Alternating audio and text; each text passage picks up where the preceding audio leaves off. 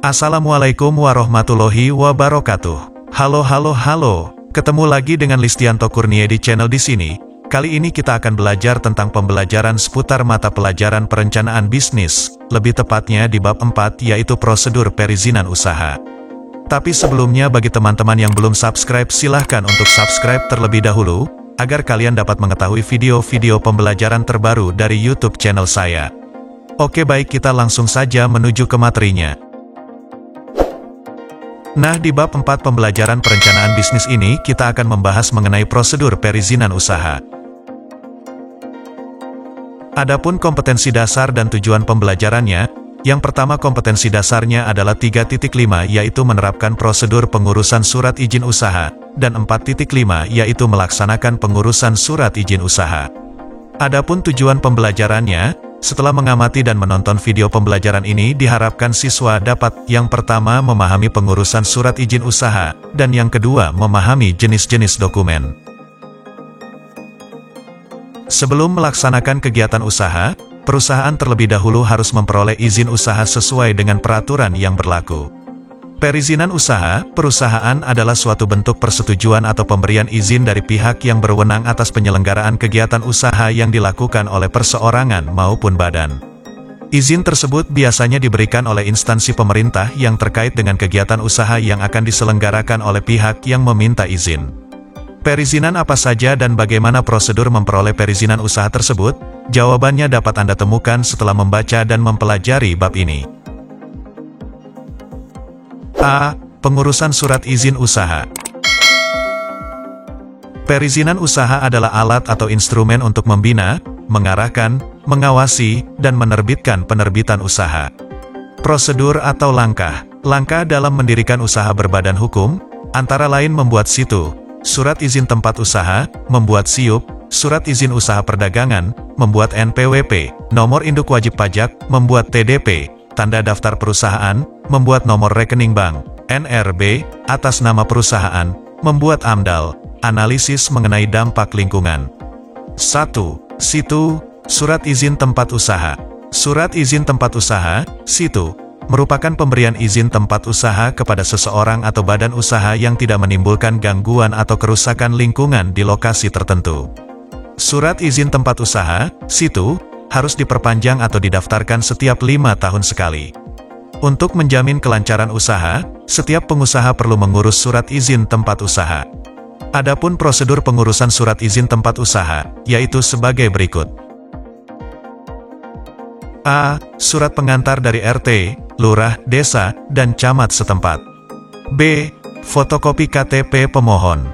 C. Surat permohonan izin usaha. D. Berita acara pemeriksaan lokasi usaha oleh camat setempat. E. Sketsa lokasi tempat usaha lengkap dengan tanda batas. F. Surat keterangan tidak keberatan dari tetangga. H.O. G. Akta notaris pendirian badan usaha, seperti CV, PT, atau koperasi. H. Surat kontrak atau sewa tempat usaha, untuk tempat usaha yang mengontrak menyewa. I. Pas foto ukuran 3x4 sebanyak 2 lembar. J. Sertifikat atau surat-surat kepemilikan tanah. K. Fiskal dari Dispenda. L. Fotokopi izin mendirikan bangunan, IMB. M. Blanko izin tempat usaha yang asli, jika memperpanjang izin usaha, perubahan tempat usaha, perubahan direktur atau pemilik tempat usaha.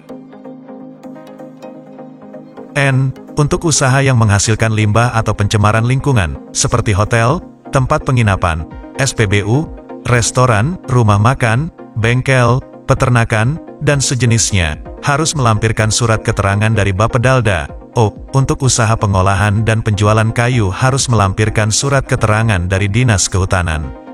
Selain syarat-syarat mengenai tempat izin usaha, pengusaha pun wajib menambah peraturan-peraturan dalam menjalankan usahanya, di antaranya sebagai berikut. A. Ketertiban. 1. Perusahaan yang melakukan kegiatannya melebihi jam kerja harus memiliki izin khusus sesuai dengan peraturan pemerintah daerah. 2. Adanya larangan bagi perusahaan yang menyimpan barang-barang produksinya di pinggir jalan umum yang sering dilalui oleh orang lain. 3. Penggunaan izin bangunan tidak bertentangan dengan peraturan pemerintah daerah sebagaimana telah ditetapkan dalam perizinan tempat usaha. B. Keamanan. 1. Adanya antisipasi terhadap bahaya-bahaya kebakaran dengan menyediakan alat-alat pemadam kebakaran, memasang kamera-kamera yang dapat memantau aktivitas dalam perusahaan, jika suatu perusahaan memiliki kapasitas produksi yang besar. 2. Bahan-bahan bangunan perusahaan harus terbuat dari bahan yang tidak mudah terbakar. 3. Perusahaan wajib memahami tentang undang-undang keselamatan kerja dan ketenagakerjaan, agar setiap tenaga kerja dapat terjamin keselamatan dan kesejahteraannya. C. Kesehatan. 1. Perlunya memperhatikan akan pencemaran terhadap lingkungan, seperti penyediaan tempat sampah, tidak membuang limbah-limbah ke sungai yang dapat meracuni air, dan penggunaan sanitasi-sanitasi kesehatan yang baik. 2. Menyediakan peralatan dan obat-obat sebagai upaya pertolongan pertama jika terjadi kecelakaan kerja di lingkungan kerja, P3K. D. Syarat lain. 1. Jika perusahaan berada dekat dengan pemukiman warga, perusahaan lebih mengutamakan tenaga kerja sekitarnya yang memiliki KTP penduduk setempat. 2. Keindahan lingkungan dan penyediaan penghijauan di daerah sekitarnya harus terus terjaga. Jika perusahaan tidak menaati dan mematuhi sesuai dengan permohonan tempat izin usaha dan syarat-syarat lainnya, situnya akan dicabut atau ditarik, bahkan perusahaan dapat dikenakan tindakan penutupan. Situ akan diberikan dalam jangka waktu 3 bulan terhitung dari permohonan dan selambat-lambatnya 1 bulan sebelum jangka waktu tersebut berakhir harus mengajukan perpanjangan. 2. SIUP, Surat Izin Usaha Perdagangan. Berdasarkan Peraturan Menteri Perdagangan Republik Indonesia Nomor 36, MDAGPER, 9/2007 tentang penerbitan Surat Izin Usaha Perdagangan. Surat Izin Usaha Perdagangan, SIUP, adalah surat izin untuk dapat melakukan kegiatan usaha perdagangan yang dikeluarkan instansi pemerintah melalui Dinas Perindustrian dan Perdagangan sesuai dengan tempat atau domisili perusahaan. SIUP dapat diberikan kepada para wirausaha, baik perseorangan, CV, PT, BUMN, firma, ataupun koperasi. Setiap perusahaan yang melakukan kegiatan di bidang perdagangan wajib memperoleh Surat Izin Usaha Perdagangan, SIUP, kecuali A. Cabang perwakilan perusahaan yang dalam menjalankan kegiatan usaha perdagangannya menggunakan SIUP perusahaan pusat. B. Perusahaan kecil perorangan yang tidak berbentuk badan hukum atau persekutuan, diurus, dijalankan, atau dikelola sendiri oleh pemiliknya atau dengan mempekerjakan keluarganya, kerabat terdekat. C. Pedagang keliling, pedagang asongan, pedagang pinggir jalan, atau pedagang kaki lima. Surat Izin Usaha Perdagangan, SIUP, dapat dibedakan menjadi SIUP kecil, menengah, dan beginner. A. SIUP kecil, yaitu perusahaan dengan modal dan kekayaan bersih perusahaan seluruhnya sampai dengan 200 juta rupiah, di luar bangunan dan tanah tempat usaha. B. SIUP menengah, yaitu perusahaan dengan modal dan kekayaan bersih perusahaan seluruhnya di atas 200 juta rupiah, sampai dengan 500 ribu rupiah, 500 juta rupiah, di luar tanah dan bangunan tempat usaha. C. SIUP besar, yaitu perusahaan dengan modal dan kekayaan bersih perusahaan seluruhnya di atas 500 juta rupiah, dari 3 kategori SIUP, baik SIUP kecil, menengah, dan besar memiliki masa berlakunya masing-masing. Untuk SIUP kecil dan menengah, masa berlakunya tidak terbatas selama perusahaan yang dimilikinya masih menjalankan kegiatan usahanya. Adapun untuk SIUP besar, memiliki masa berlaku 5 tahun, berdasarkan tempat kedudukan perusahaan dan berlaku untuk melakukan kegiatan perdagangan dalam negeri di seluruh wilayah Republik Indonesia. Adapun perusahaan yang telah memiliki SIUP, wajib mengajukan permintaan perubahan jika A. Perubahan nama perusahaan, bentuk perusahaan, nama dan alamat pemilik penanggung jawab, NPWP, bidang usaha, jenis barang, jasa dagangan utama. B. Perubahan modal dan kekayaan bersih, baik peningkatan maupun penurunan. C. SIUP hilang atau rusak sehingga tidak terbaca. Perusahaan yang telah memiliki SIUP dilarang untuk melakukan kegiatan perdagangan berjangka komoditi, kecuali jika telah memenuhi persyaratan yang ditetapkan untuk dapat melakukan kegiatan perdagangan tersebut sesuai peraturan perundangan yang berlaku. Kemudian, perusahaan yang melakukan kegiatan usaha perdagangan yang memiliki kekhususan, seperti perdagangan jasa, penjualan berjenjang, penjualan minuman beralkohol, dan pasar modern, perizinannya diatur tersendiri. Untuk mendapatkan SIUP yang baru, baik perubahan maupun penggantian SIUP, persyaratan yang diperlukan, diantaranya, A. Mengisi formulir pendaftaran, B. Akta pendirian, perubahan perusahaan, seperti PT, CV, koperasi, atau usaha dagang. C. Pengesahan kehakiman atau bukti setor pengesahan, PNBP, pendaftaran pengadilan negeri, pengesahan dinas koperasi. D. KTP penanggung jawab. E. Surat izin tempat usaha. F. Domisili perusahaan. G. Kartu keluarga bagi direktris. H. NPWP. I. Neraca perusahaan. Pemohon SIUP adalah perusahaan, PT, CV, firma, koperasi atau perusahaan perorangan. Setelah mengisi formulir permohonan SIUP dan melampirkan dokumen yang diperlukan telah lengkap dan benar, SIUP akan diterbitkan dalam waktu selambat-lambatnya 5 hari kerja. Adapun pejabat yang mengeluarkan surat izin usaha perdagangan, SIUP, yaitu sebagai berikut. A. Kepala Dinas Perindustrian dan Perdagangan yang ada di setiap provinsi. Untuk SIUP besar usaha perdagangan barang dan atau jasa dengan jumlah kekayaan bersih dan modal disetor, untuk PT, di atas 500 juta rupiah tidak termasuk tanah dan bangunan tempat usaha. B. Kepala Dinas Perindustrian dan Perdagangan di setiap provinsi.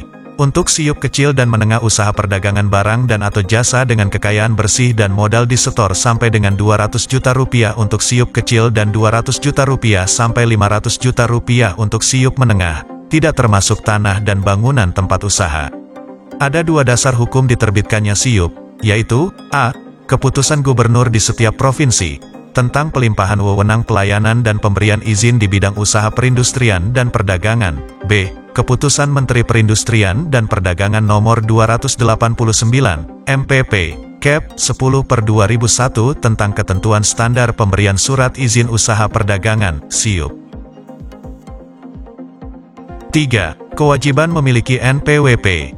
Wajib pajak, WP, yaitu orang pribadi atau badan yang menurut ketentuan peraturan perundang-undangan perpajakan ditentukan untuk melakukan kewajiban perpajakan, termasuk pemungut pajak atau pemotongan pajak tertentu. Adapun NPWP, yaitu nomor yang diberikan kepada wajib pajak sebagai sarana dalam administrasi perpajakan yang dipergunakan sebagai tanda pengenal diri atau identitas wajib pajak dalam melaksanakan hak dan kewajiban wajib pajak.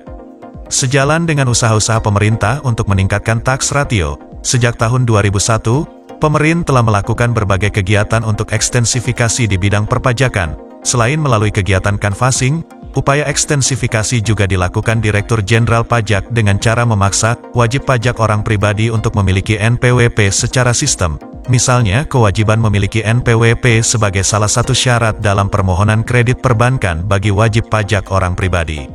Selain itu, NPWP juga dipergunakan untuk menjaga ketertiban dalam pembayaran pajak dan pengawasan administrasi perpajakan. 4. Nomor rekening bank, NRB. Untuk mendapatkan nomor rekening bank setiap orang, pengusaha, atau perusahaan harus mendaftarkan terlebih dahulu pada bank yang diinginkan dan selalu online untuk memperlancar usaha sehingga jika terjadi transaksi atau jual beli, pembayaran gaji, pembayaran utang, pembayaran piutang, dan transaksi sejenisnya dapat dilakukan dengan menggunakan jasa bank guna menjaga keamanan dalam transaksi tunai. Adapun persyaratan untuk memperoleh nomor rekening bank, yaitu A. Datang ke bank untuk mendaftar diri, fotokopi KTP SIM. B. Mengisi formulir nasabah, dapat ditambah dengan ATM ataupun tidak bergantung nasabah yang diinginkan.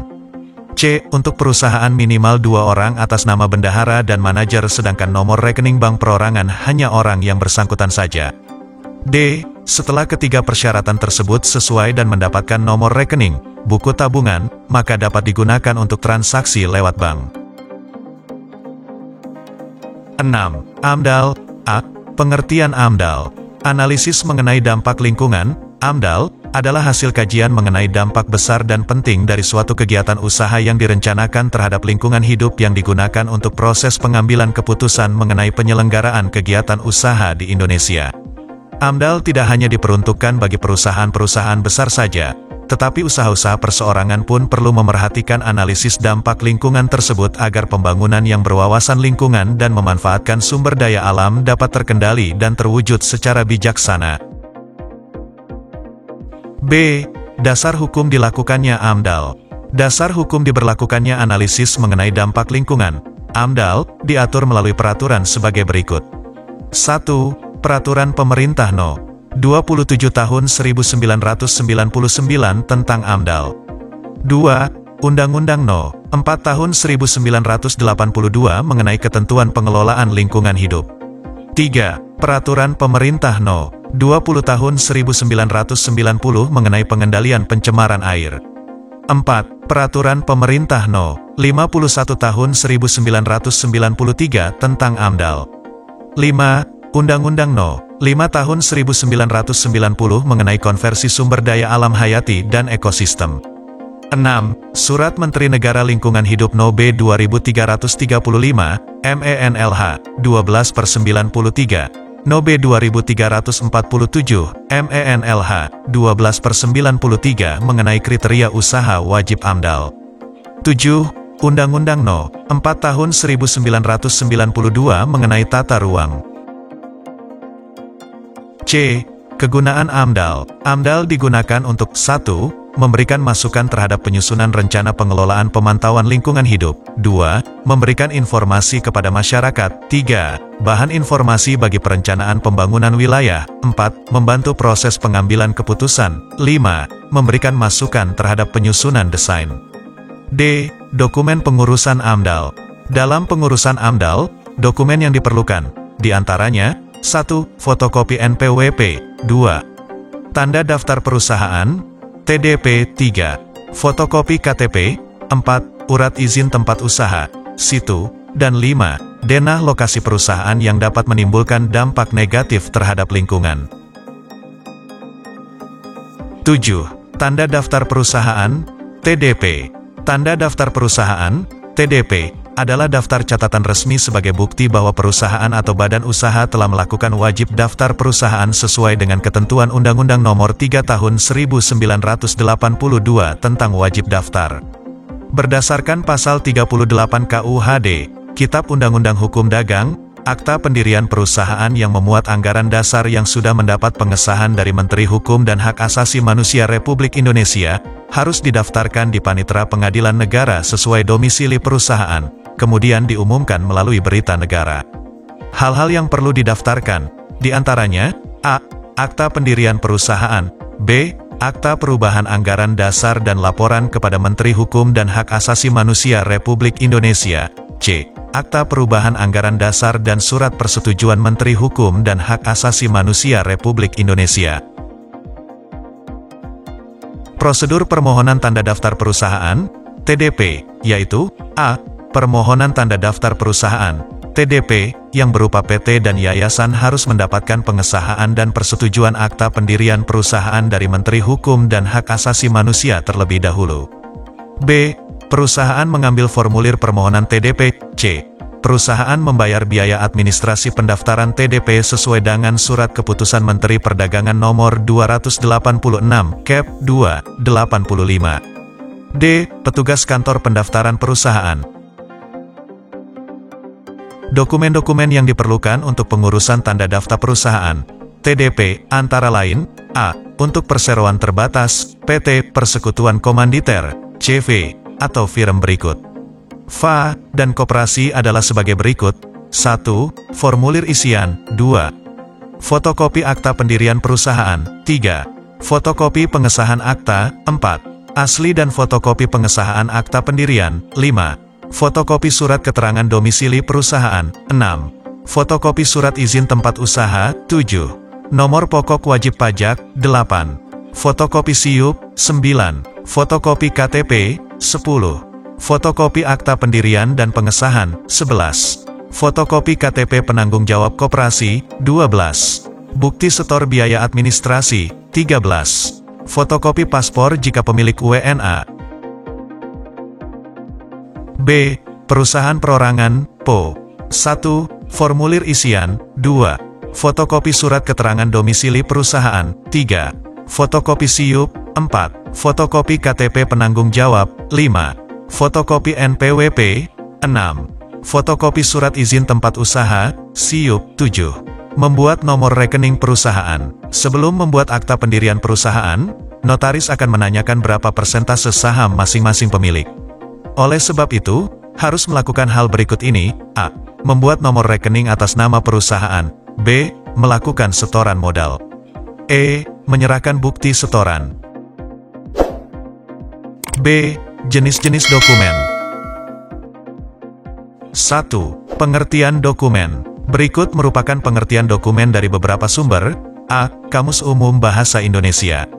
Dokumen adalah sesuatu yang tertulis atau tercetak serta dapat dipergunakan sebagai bukti atau keterangan, seperti akta kelahiran, surat nikah, atau surat perjanjian. B. Ensiklopedia Administrasi. Dokumen adalah warkat asli yang digunakan sebagai alat pembuktian atau sebagai alat untuk mendukung suatu keterangan. C. Ensiklopedia Umum.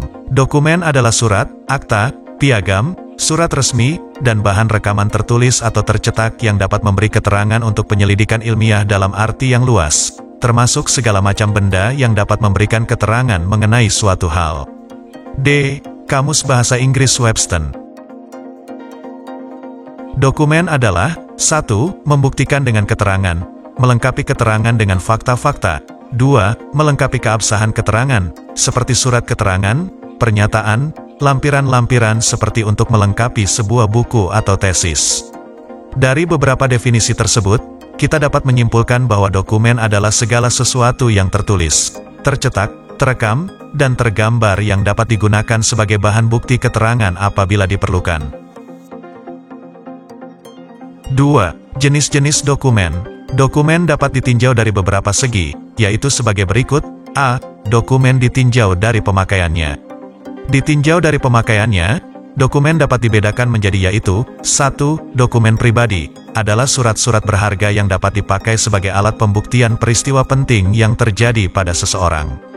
Contoh akta kelahiran, STTB, ijazah, piagam, KTP, SIM, dan surat nikah. 2. Dokumen niaga, adalah surat-surat niaga yang dapat dipakai sebagai alat pembuktian peristiwa penting yang terjadi dalam transaksi jual-beli dalam dunia perdagangan. Contoh cek, obligasi, kwitansi, wesel, saham, dan faktur. 3. Dokumen sejarah, adalah surat-surat berharga yang dapat dipakai sebagai alat pembuktian peristiwa penting yang terjadi pada masa lalu. Contoh naskah proklamasi, naskah Sumpah Pemuda, fosil-fosil manusia purba, foto perjuangan, film G30 SPKI, tugu, dan batu bertulis.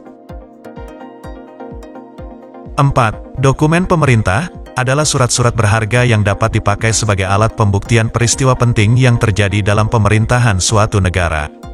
Contoh UUD 1945, Undang-Undang, Peraturan Pemerintah, Keputusan Presiden, Keputusan Menteri, Peraturan Daerah, dan Naskah Kerjasama Antar Negara.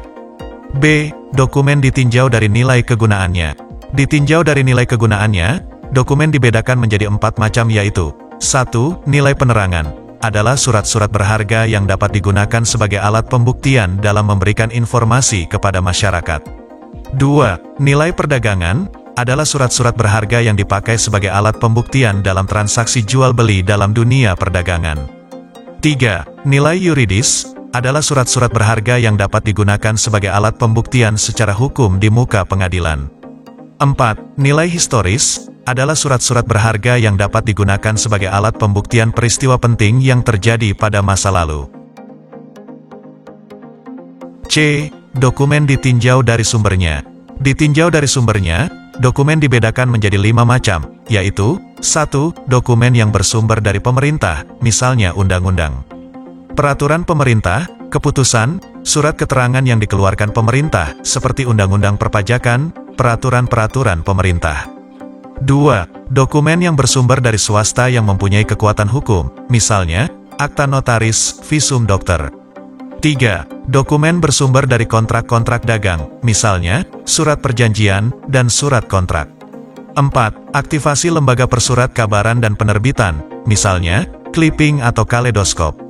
5. Perseorangan, misalnya, koleksi keramik Adam Malik atau koleksi lukisan Affandi.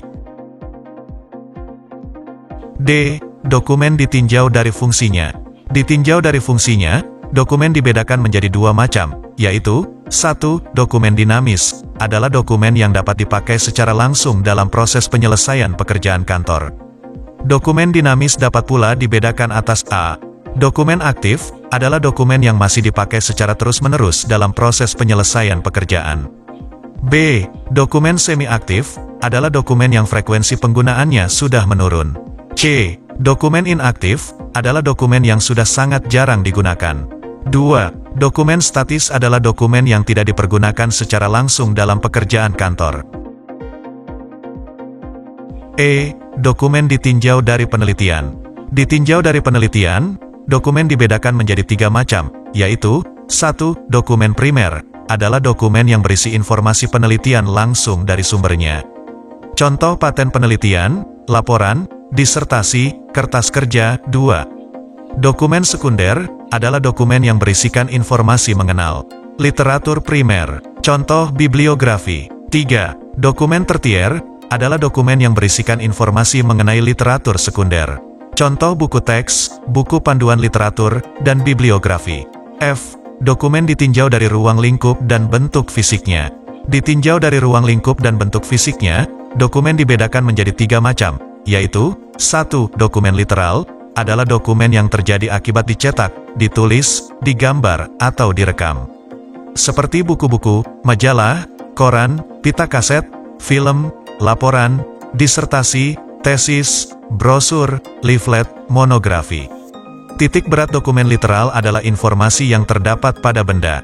Dokumen literal dibahas secara khusus dalam bidang ilmu perpustakaan. 2. Dokumen korporal adalah dokumen berwujud benda bersejarah, seperti benda-benda seni dan benda-benda kuno. Contohnya keris, arka, batu pualam, pakaian adat, mata uang kuno, fosil-fosil, tugu, batu bersurat, candi, atau film dokumenter. Dokumen korporal disimpan dalam museum dan dipelajari dalam bidang ilmu permuseuman. 3. Dokumen privat adalah dokumen yang berwujud surat menyurat arsip. Bidang penyimpanan surat menyurat ini dipelajari dalam bidang ilmu kearsipan. Contohnya, A. Dokumentasi sejarah, misalnya silsilah, UUD 45, teks Pancasila, teks proklamasi, atau Sumpah Pemuda. B. Dokumen niaga, misalnya kwitansi, faktur, cek, laporan keuangan, surat perjanjian, atau surat pengakuan utang. C. Dokumentasi pribadi, misalnya akta kelahiran, ijazah, sertifikat, SIM, KTP, dan surat nikah. Demikian video pembelajaran tentang materi prosedur perizinan usaha di bab 4 ini. Semoga video ini bermanfaat. Sampai jumpa di video-video terbaru saya selanjutnya. Jangan lupa subscribe video ini, kemudian like, komen, dan share, agar video ini dapat bermanfaat untuk orang lain. Terima kasih, saya akhiri. Wassalamualaikum warahmatullahi wabarakatuh.